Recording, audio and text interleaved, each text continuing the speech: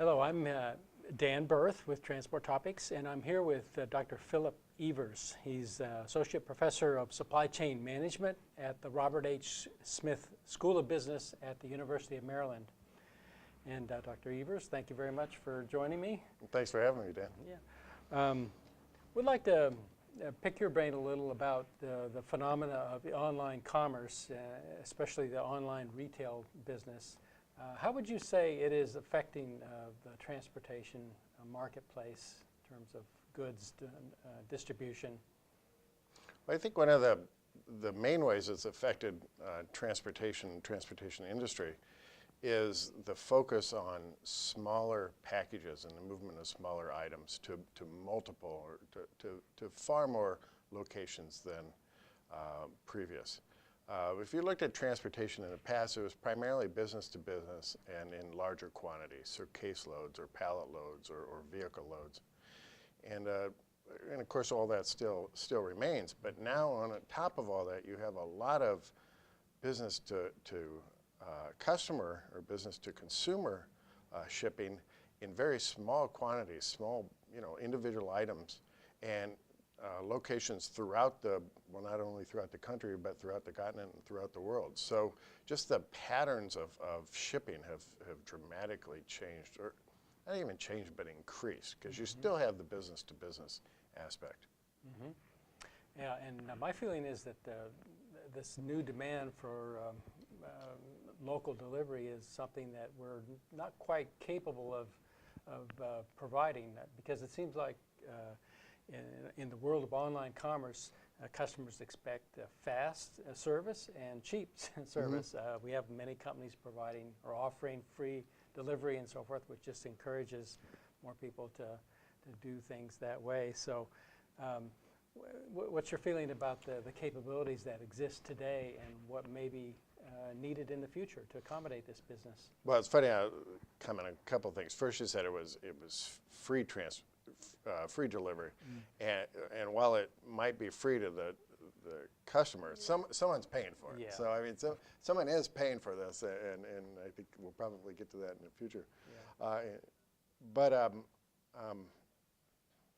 it's interesting because we've actually had an organization in this country that has serviced every household for the past 200 years, and that's the U.S. Postal Service. Mm-hmm. And they've been handling, mail for, first-class mail like that for since the beginning of this country.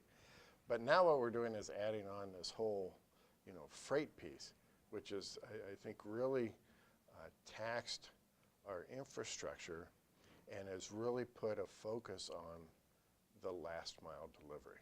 And I know every firm, including truckload freight companies, deal with the last mile delivery issue, and it has just exacerbated that problem dramatically. Yeah, let's talk about Amazon specifically. Now, this is the largest internet retailer by far, and we've seen it make some moves to control more of the freight or more of the package delivery that they do. Do you think that Amazon represents a competitive threat to the industry? That's a tough question. I as an outsider looking at Amazon, it's hard to say where this will end, what the end will be. In one sense, this may work out very well for Amazon, in which case they could be a real problem for, especially for our UPS and for FedEx and even for the U.S. Postal Service, some of their primary carriers. On the other hand, who knows? Maybe this is something that they try and it doesn't work. And in the end, they bail out of it, and basically no harm, no foul. Though I suspect UPS and FedEx will remember that. But I mean, it's just hard to tell at this point. But they're certainly making a run at it, and I wouldn't be surprised if this grows a lot more in the future. Mm-hmm. You've written something recently about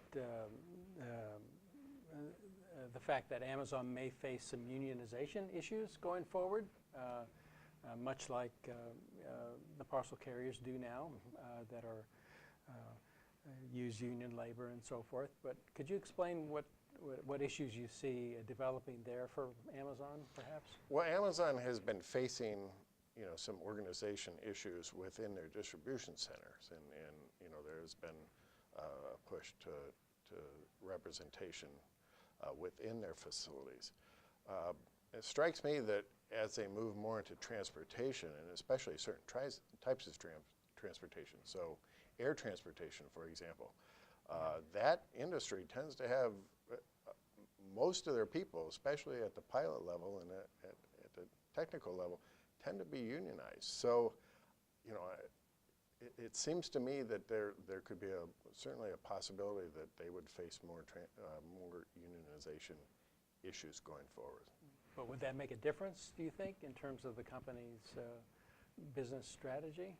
I don't know in terms of their strategy so much as just now they have another player to face and to address. Amazon's been pretty good about dictating a lot of their terms, and as they should. But it's harder to do that when you've got others, organized on the other side. So I think it's a real question for the future. You mentioned to me earlier that Amazon is a very entrepreneurial company. So might this be something that would make it more difficult for them to innovate? The fact that they may have to deal with unions or third parties? Either, I'm not sure even if it would make it more difficult to innovate, but it certainly would put more pressure on them to use the assets that they have more fully. So, for example, with these new airplanes that are coming on board, if you've got, first, airplanes are expensive, and secondly, now if you have a workforce that also is very expensive or can become expensive to pay over time, you want to keep those planes moving all the time, full and going. And so it would just force Amazon to really think about what they're doing and try to keep those planes going. Yeah, okay. One more quick question about Amazon's inventory management, if you will. You've been inside some of Amazon's distribution centers, and I understand some of your students are working there as well. What's different about the way that Amazon is approaching their warehouse and distribution compared to what we might expect from traditional carriers? Sure. So I toured one of their facilities in Delaware, in a very large distribution center, and as you might expect, has a wide range of items, carries everything from consumables to durables and everything in between. Yeah. And what I found particularly interesting, and of course, highly automated, but that one can find quite a few examples of automated facilities. But what I found really interesting was that their shelving in a particular slot, for a particular slot on a shelf, they had multiple different SKUs in the same slot.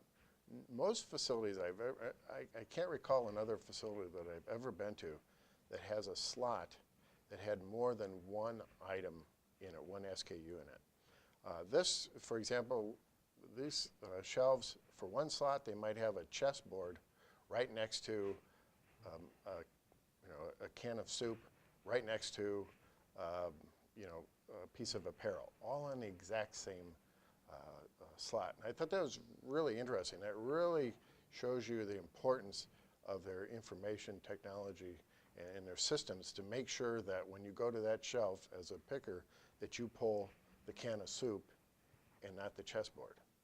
It was very, very interesting. Yeah, I think we all have to remember Amazon is a tech-driven company, tech-heavy, if you will, right? So they're applying what they know about software and distribution, and you're right, it could, who knows where it will lead, but it could be quite interesting. One final question for you about the possibilities that you see for the use of drones or other automated vehicles.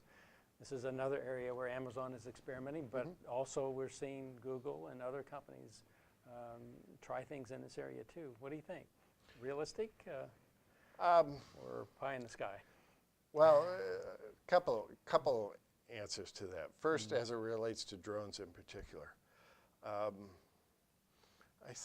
The big issue I see now with drones is that the federal government's now getting involved in terms of regulating and monitoring airspace and things like that. And I can appreciate the issues involved. But I think that it's going to be harder to implement than it might first seem. I mean, it seems like, drones would be a fantastic way of delivering in busy downtown areas such as Manhattan or Washington, D.C. But on the other hand, those busy downtown areas are also, unfortunately, big security risk. And so I just see issues with that. Again, I don't know how that'll play out, but I could see just unintended issues arising from that. Sure. Also, there's all sorts of just other issues with drones that, again, would have to be worked out. The fact that you could see a drone flying down the street, and someone who's up to no good might follow the drone until it delivers its package, and we know what could happen there. Or you could have kids or somebody throw a rock at the drone or something. There are all sorts of things that could make drone usage just difficult to use to any great extent. But what I view drones from a different perspective, really, though. I think from Amazon's perspective, I view Amazon as still a very entrepreneurial organization. And they might try 10 different ideas just within the supply chain and logistics space. Yeah. And if just one or two of them work out, that might cover the other 6 or 8, kind of an investment approach or a portfolio approach. So I could see that even if they don't necessarily work out, they're testing to see which one will work out. Yeah. And as you get to more corporately organized companies where it's really kind of more of a bureaucracy, you don't see firms doing that kind of taking risks and trial and error. So, I think a lot of this is just let's throw it on the wall and see what sticks. And that's something you don't see in a lot of big organizations. Certainly over time once they get established. And Amazon's still doing it. That's kind of interesting. Yeah. All right. So stay tuned. Yeah, exactly. All right. Thank you so much for Well, thank you. taking the time. Thank you.